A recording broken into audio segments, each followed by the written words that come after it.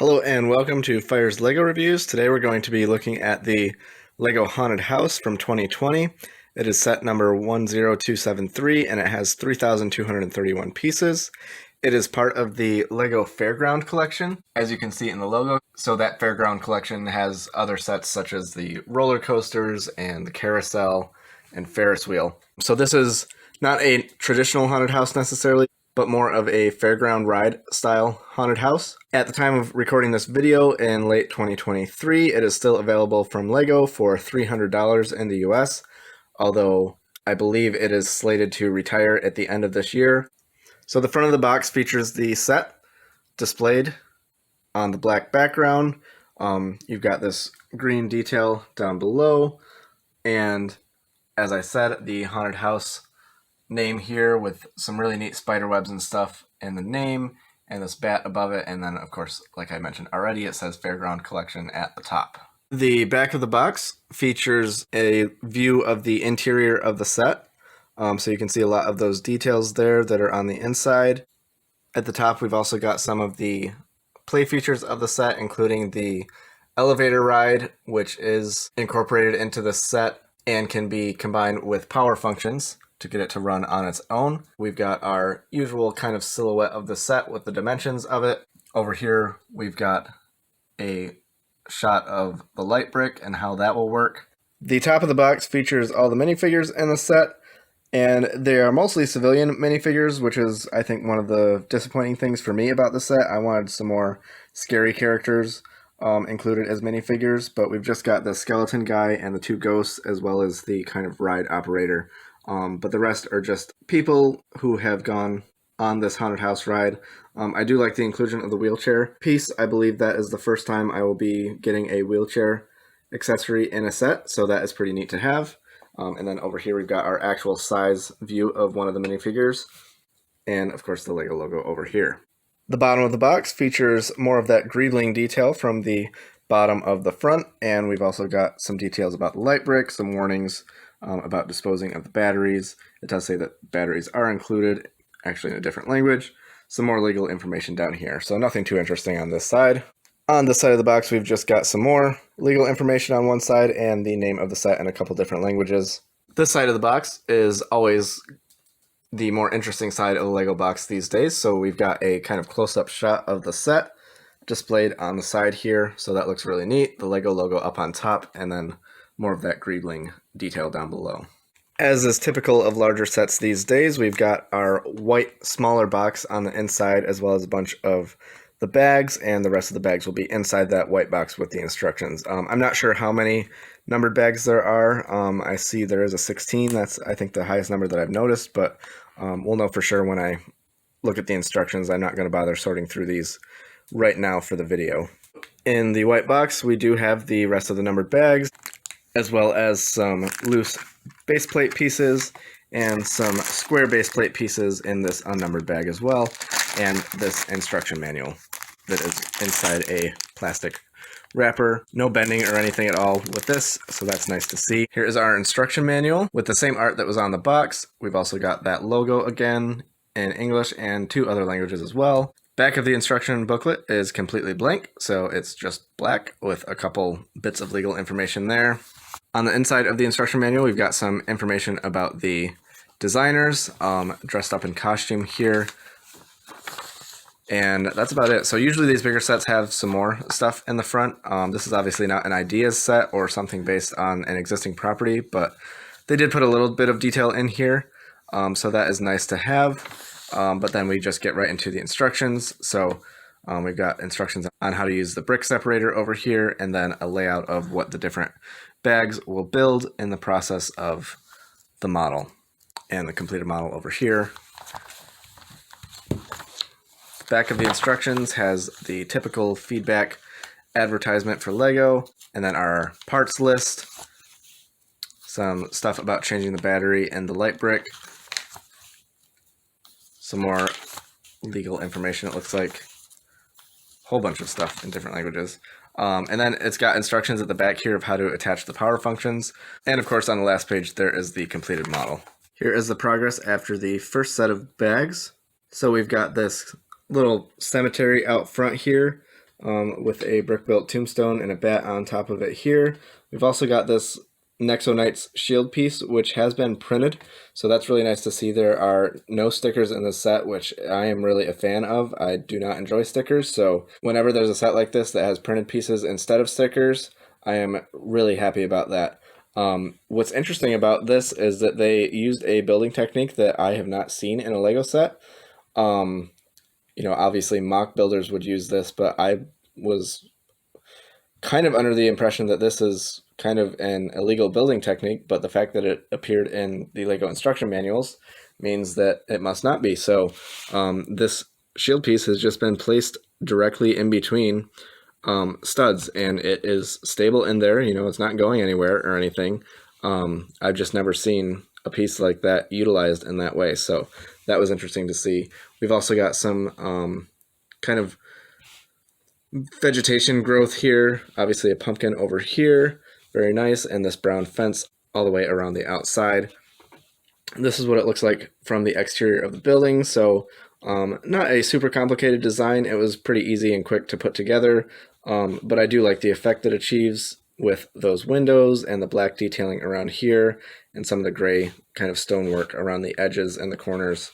It looks really nice. And then the interior, there's nothing really going on in the interior except for this kind of bin in the corner with a pickaxe and a shovel, and this design here, which might be a carpet or something. I'm not sure. I imagine there will be more details placed in this room in the future. And then we've got a hinge that will connect it to the next part of the build. Here's the progress after the second bag. So we have the addition of this room here, at least at the ground level. And this looks to be like some kind of cell. We've got a couple candles in here and the bars on the edge. And this is all connected by these hinge pieces here, so it can be closed up and opened. Obviously, more detail is going to be added to both sections in the future, but this is what we have so far. We've also got the beginnings of a gear system here, which I think will be the elevator drop ride. I'm not aware of any other functions or play features of this set that would require a gear system, so I believe that's what it will be for. On the exterior, there's nothing really different going on here. It's the same basic pattern as we see on the first portion of the build from the first bag. The third set of bags comes with our first minifigure. This is one of the ride conductors, I guess. There are actually two of these. I believe they are identical, but the second one isn't included yet. But you can see he's a pretty plain looking minifigure. Honestly, I think that face has been used for a very long time in LEGO minifigures. Maybe it's slightly updated, but it looks very much like an old minifigure face from like well over 10 years ago to me. He's got plain black legs, a pretty plain torso with a vest and tie and white arms. There's a slight amount of printing on the back here with just a tiny bit of detail. Obviously no printing on the back of the head because of the top hat he is wearing. So this is kind of an overall pretty plain minifigure, not really that much exciting about him. Moving on to the build from the third set of bags, we have some more of this gear system built up. I'm not sure how this is going to work with the elevator shaft, but I imagine this is what it's for. So it's interesting seeing those gears come together and kind of speculating how it's all going to work once the model is completed. There's not a lot of detail on the exterior here. Obviously this section has been connected to the previous sections with some plates and bricks on the top of this part of the build. And then moving on to the interior of this section, the interior actually does have some furnishings. So we've got the ticket booth. So obviously this is where our minifigure could go. So that's what it looks like with him in there behind the counter. You can see there's this printed tile piece with a ticket on it. And we've got the cash register here, some bottles of something, I'm not entirely sure what. And then it looks like the control panel for the ride with a little lever over there in the corner. We've also got something here. I'm not entirely sure what this is meant to represent, unless it's some kind of fireplace. This is like part of an arch here, so I'm guessing when this is closed up with whatever section is built next, it might become more clear if this is actually a fireplace or not.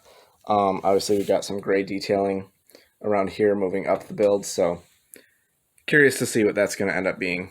The fourth set of bags comes with 2 more minifigures, the first of which is the second conductor / ride operator minifigure.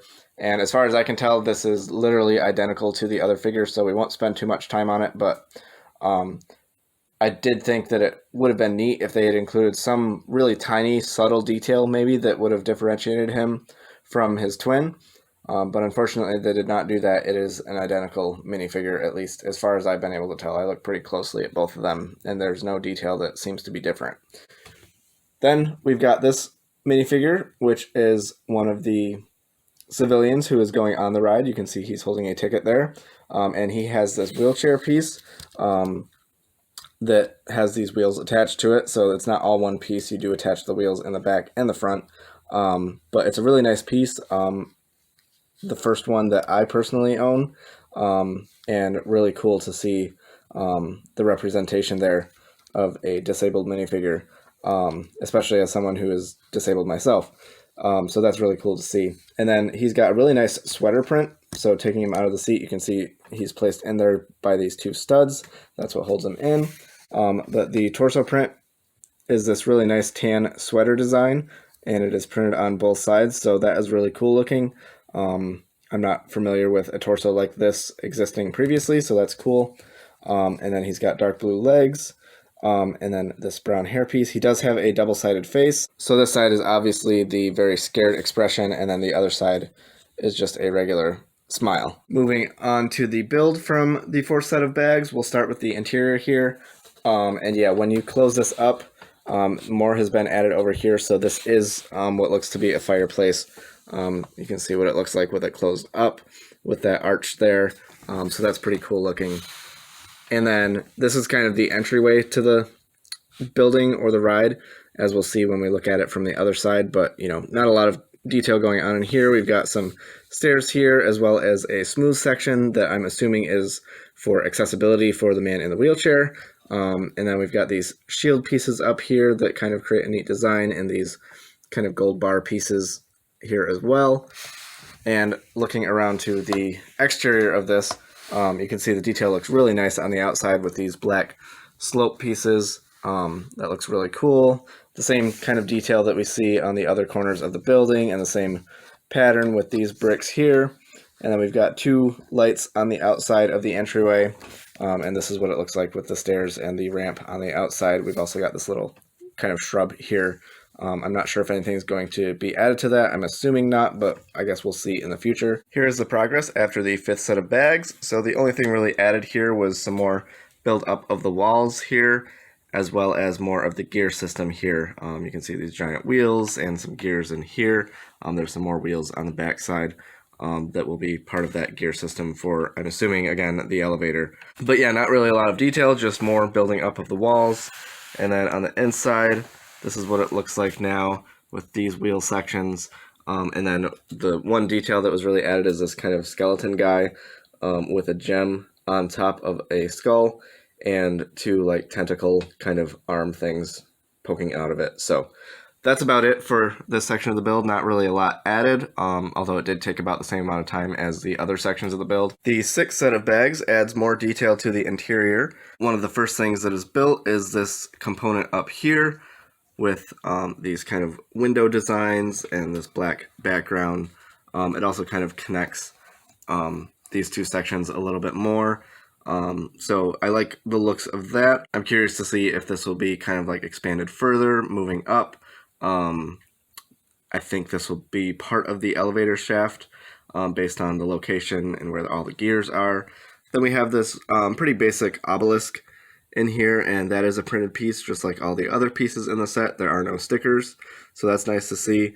What was a little disappointing is that this kind of it's attached by just a couple studs on the bottom, so when it's attached it kind of feels a little wobbly, and you know, it's not the most secure structure. There's nothing else really holding it in there, so it is something that I feel like could break or fall apart if you're transporting this set, or even just, you know, sticking your hand inside it all. You could dislodge it and knock it a little loose or crooked or something like that. So something worth noting there. And then the highlight for me of this section of the build was this beautiful looking pipe organ here. And I really just love all the detail they were able to put into it. It looks really, really cool and really accurate compared to a real pipe organ. I love how they were able to achieve that design, and it just looks really great to me. The seventh set of bags builds up this section a little bit more. So we've got the walls being built up to the top. We've also got these details on the interior with a little chandelier here, as well as some candles up here, and these doors. These doors are attached to a gear system that is controlled up here.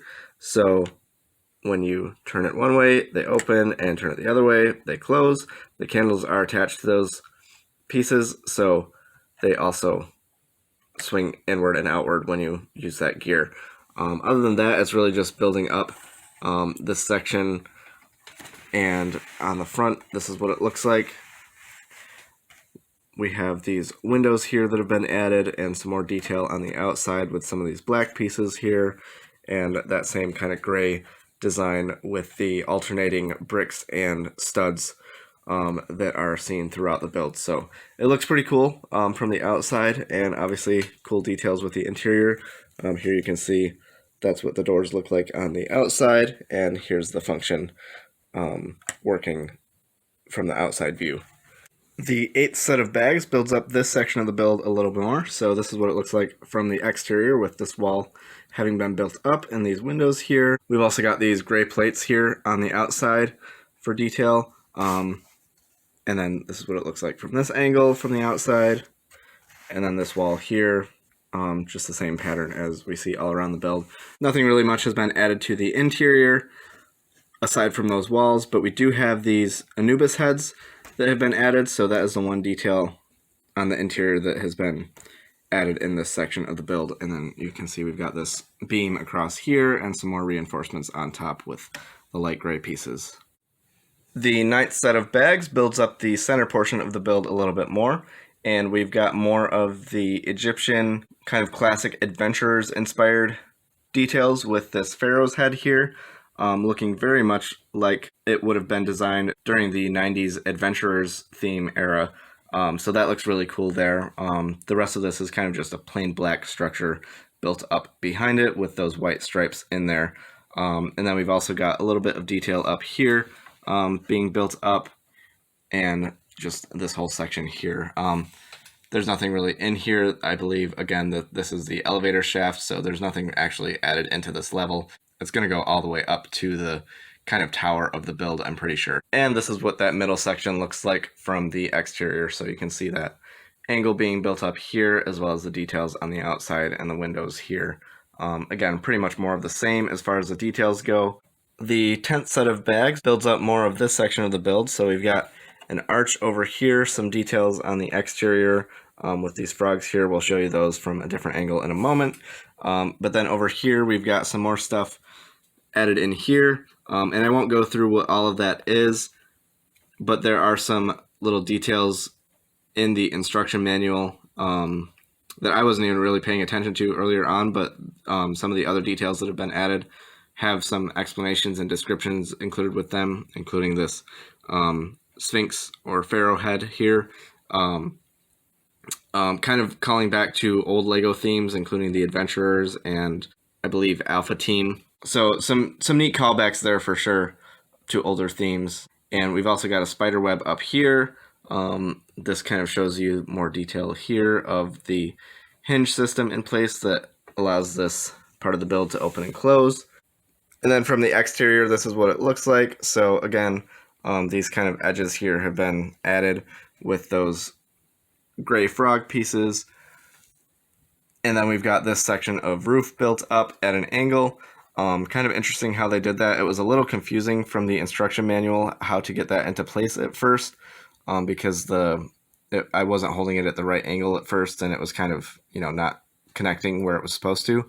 But once I looked at it a little bit more and kind of adjusted it a little bit, I was able to get it in there appropriately. So that might be something that trips you up a little bit in the instructions, but probably the most complicated section of the build so far, and that's kind of saying a lot. The overall build so far has been very kind of basic, very blocky. A lot of big bricks that allow this to kind of come together quickly.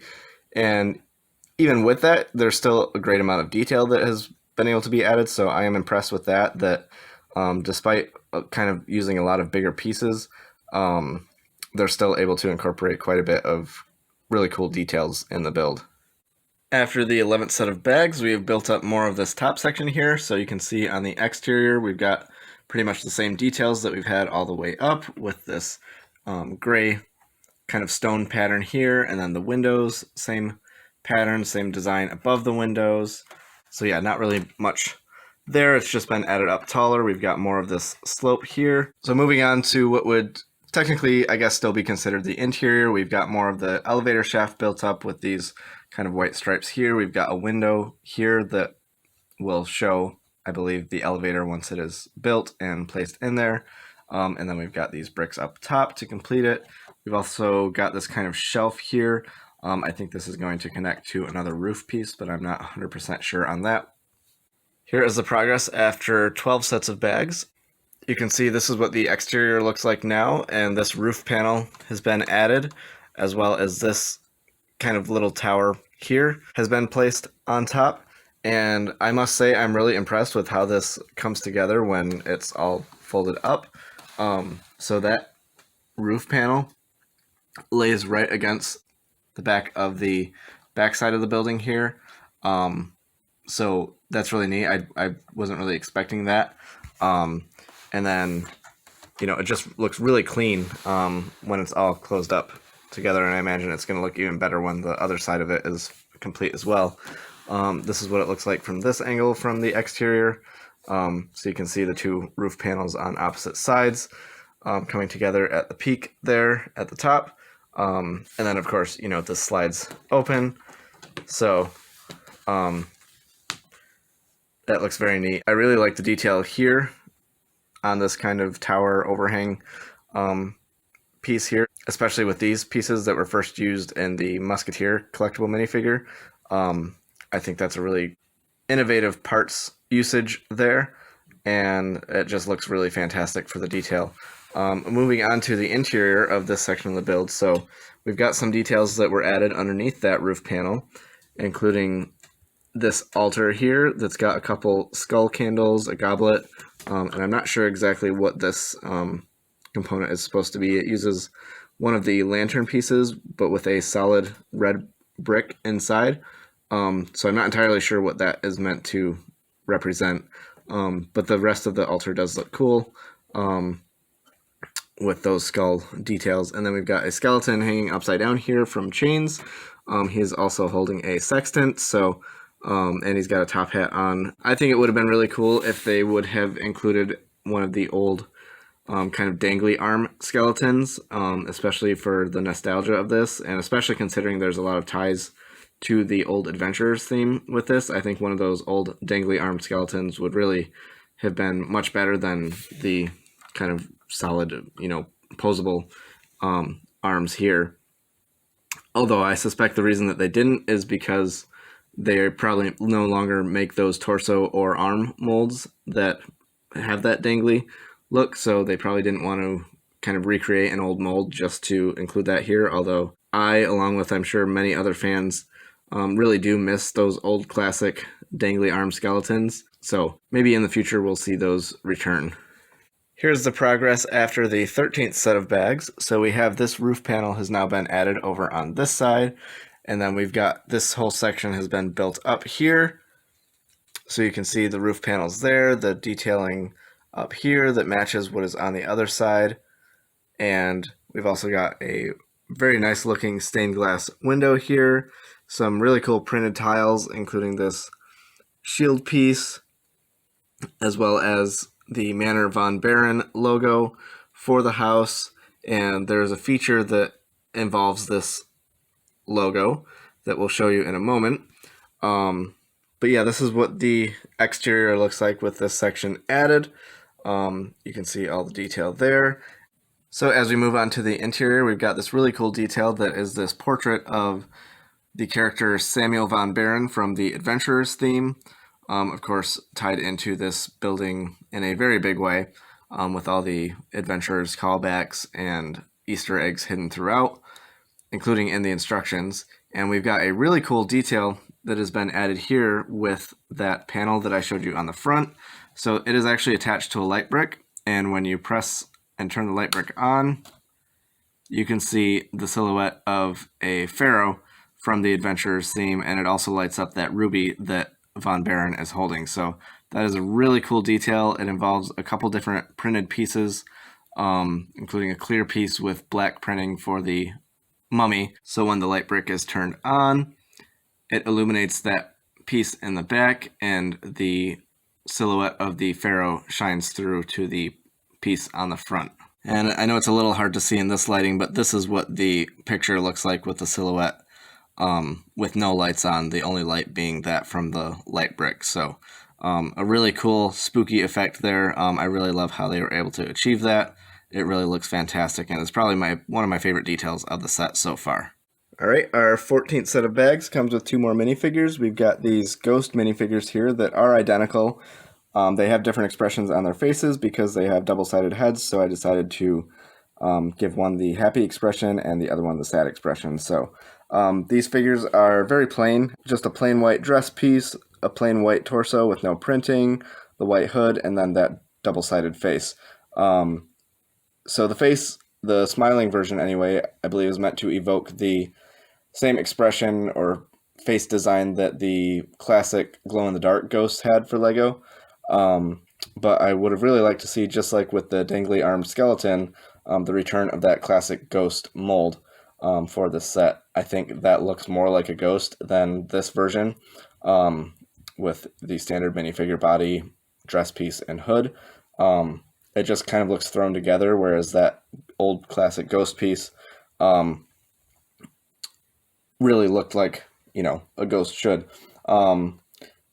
So, I'm not really impressed with the figures in this set overall, especially being a haunted set, and with all the ties to the old Adventurers theme, they had the potential to do a lot more with the figures in the set, I feel like, and they kind of just missed the mark on that. But moving on to the set itself, we've got more of that beautiful design. We've got another little accessory in here that's some sort of mechanical device, I believe, based on what the kind of description and the instructions was for it. And then we've just got this tower being built up more here for the elevator shaft.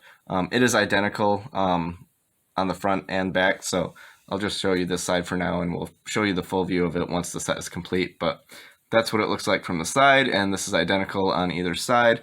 And then this is what it looks like from the back. So very much that same design that we've seen all the way up the model, with the colors and the stone on the sides and the windows and the black detailing above the windows. So a fairly repetitive build, I feel like, so far.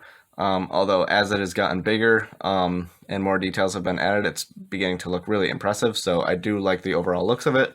Just the build itself is not anything particularly interesting, except for some of those interior details that we've gotten. And the 15th set of bags adds more of that same detail to build up this tower, the elevator shaft area, with the exception of this side right here, which is the front side. So we've got a different kind of detail making up the front here than what we've had for kind of the rest of this tower and the rest of the building.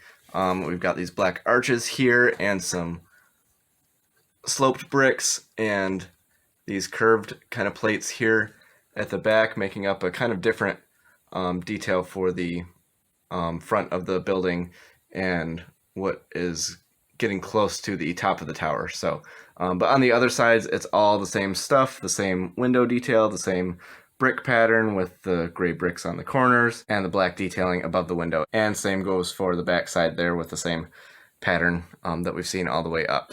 With the 16th set of bags, we've built up more of this tower here, and we've got a pair of doors here that swing outward, but they're not fully in place yet, so you got to kind of be careful if you play with them at this stage, not to knock them loose.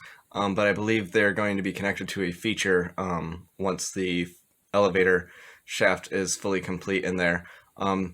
Speaking of the elevator shaft, it is this bag where we add our chain for the elevator ride.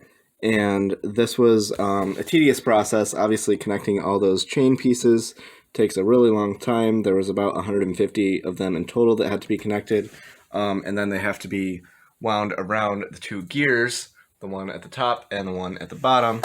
And this is what it looks like from the exterior, just to give you a view of that. But connecting them was definitely a process, and it actually took a second person to help me do this, just so that the chain wouldn't fall during the process. I tried to do it myself a couple times and had the chain completely fall as I was trying to get the two ends connected, and it was a little bit frustrating. I think I probably would have been able to get it done by myself if I'd had no other option, but since there was another person around, they were able to help me, and it was a much quicker process to attach the two ends of the chain to each other. And it slides very smoothly among the gears, and you can see these gray pieces. There's two of them in between. I'm not 100% sure what their function is, other than just kind of to denote certain sections in the chain. It's about the halfway mark on either side. So there's that, and then this is what it looks like with the gear up on top. So that this gear has been added in this section of the build with this detail around the outside, and then going around to the sides, it's pretty much par for the course. The same detailing that we've seen all the way up with the windows, the design above the windows, and the design on the corners. So getting close to the end here, and I'm excited to see how the function fully works once it's in there. With the 17th set of bags, we add this final piece to the tower of the house. So it looks really cool up here. We've got that same detail that has been seen on some of the smaller little towers of the house up on top. And then we've got this detailing around the edge here that looks really nice. Also, what was added here in this set of bags is these light gray plates all the way up and down the build, all the way to the bottom over on this side, and same thing over here. And here's the view now of the front of the house with that top tower section added. We've got another printed shield detail right here that you can see. It matches the other one, and this thing looks really impressive. It is super tall. You can see I can't even really get it completely in the shot from where I am right now. But the build is not done yet. We have the elevator still to build, and I'm curious to see how that mechanism is going to work and how all the features of it play out. The 18th and final set of bags comes with our final 4 minifigures of the set, and honestly, they've kind of just round out a really lackluster minifigure lineup for the set, so I'm gonna not really look at them individually, but just talk about them briefly as a whole and let you see the different prints. Obviously, there's no printing on the legs, but they do all have unique torso prints. Some of them, or maybe even all of them, which I haven't personally really noticed before in other sets, but I'm not somebody who collects city minifigures, and these are just kind of standard civilian minifigures. So if you want figures to build out your Lego city, these are definitely worthwhile additions. They are just not something that really interests me particularly. But that is what they look like from the front. Obviously, they all have 4 different hair pieces and different faces. So definitely, unique figures, just not particularly interesting. 2 of them do have double-sided faces, so we'll show you those as well as the back printing. So here are the backs of those figures with the hair pieces removed, and you can see the 2 alternate faces for 2 of them featuring scared expressions, as well as the back printing on all of them. And honestly, this torso print is probably my favorite of the 4. I really like that Squids logo for whatever team they are representing. So the main component of this section of the build was the elevator ride itself, which you can see here. I've removed it. You can see there's a couple pieces that kind of hold it into place, but we'll show you how that works in a moment. But I wanted you to see what it looks like before it's placed inside the rest of the model. So we've got these wheels on the outside that will allow it to function on the inside, and you can see all the detail there with the brown and the gold. It really looks really nice, even though it's not really going to be seen for the most part in there. I really like the detail that they were able to include in it. And then we have this kind of roller coaster ride seat that actually clips in there. You can see that black piece at the back. It clips with this red piece on the bottom of this, and you can place your figures inside, whichever two you want, and the bar can be folded down. We've also got another printed plate with the Manor von Baron logo there, so that's really neat. So there's what that looks like with two minifigures added and the ride part clipped into the elevator. And actually, I realize now what the function of those longer pieces are. So that is actually to grab onto the back of this with these clips here. So when the gear is being turned, the chain will spin around, and when those longer pieces come up, it will pick up the elevator by this piece here and start lifting it up. So that's why those were included, why there are longer ones on that chain. And this just simply slides in there. You can see those rubbery pieces on the bottom. Those are actually there because it is an elevator drop ride. So once it gets to the top, it drops all the way down, and instead of having it slam onto bricks or solid pieces, it has those rubber pieces to kind of dampen the blow so you're not really damaging your parts when you're performing this function multiple times. So really ingenious use of pieces there.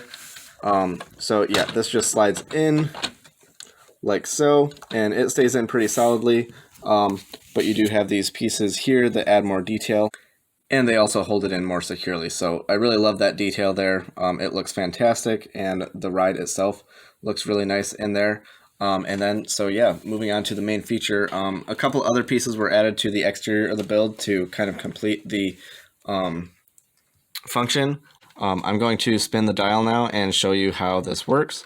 So it's going to take a bit for one of those long pieces to catch up, but when it does, you'll feel a little bit of a catch in turning the gear, and it becomes a little harder, and then it just lifts them to the top. So you can see them through this window here. You can see them as they go up further through these windows. You can see as they reach the top that those doors are going to open, and as soon as it opens, it drops all the way back down. The gears spin and it slides smoothly back down. So a really cool function that they were able to do. I'm not 100% sure of all the mechanics going into that as I was building it. It wasn't necessarily intuitive, like, oh, this gear is going to do that. But once it's all together, it's really incredible to see it, in motion. Just really quickly, I will show you the backside with the rest of the gear system and the handle that turns it. It is this handle here, and it is partially controlled by this piece here, which allows you to not be able to turn it backwards. It will only let you turn it this way, and if you try and turn it backwards, it catches and you won't be able to do that. So that's a cool thing there. And just to show you how this works from the outside, we'll get all the way to the top, and then it spins back down, and these wheels spin too, so very nice. So here's the completed set in all its glory. The set took me a total of 5.75 hours to complete, and that averages out to about 6.4 seconds per piece, which is over a second and a half below my overall average of about 8.0 seconds per piece. So I definitely noticed during the build that it was relatively a simple build process compared to other 18 plus style models. And I was pretty sure that the average time was going to work out to be something, relatively small compared to my overall average, and it turned out I was right. That's not to say that the model isn't impressive looking. There's a ton of great details in it, and it really looks impressive and super cool when it's finished.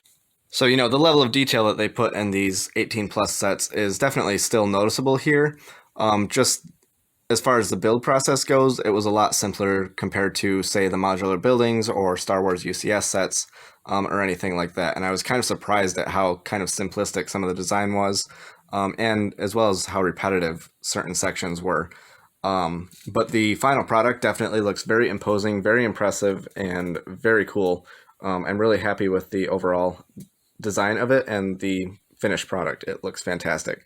The function of the elevator drop ride is also amazing, and I also really love that detail of the light brick with the hidden Easter egg there on that picture of the Baron. Overall, I would give this set an 8 out of 10. It's really lacking in the minifigure department. There's not really a lot of good going for the minifigures in this set. I feel like it's a very lackluster lineup of minifigures that could have been something really incredible. Even with a couple better monsters or a couple classic adventurers minifigures, or even that classic dangly armed skeleton and classic glow in the dark ghost piece would have been super welcome additions to the set, and none of those things appeared, unfortunately. I also take a little bit off because of the simplicity of the build.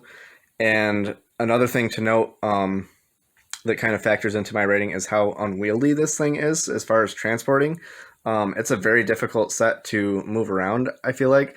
There's no like easy spot to hold on to it. You kind of got to be careful and very carefully pick it up from the bottom, and that in itself is a challenge because the parts here just swing open.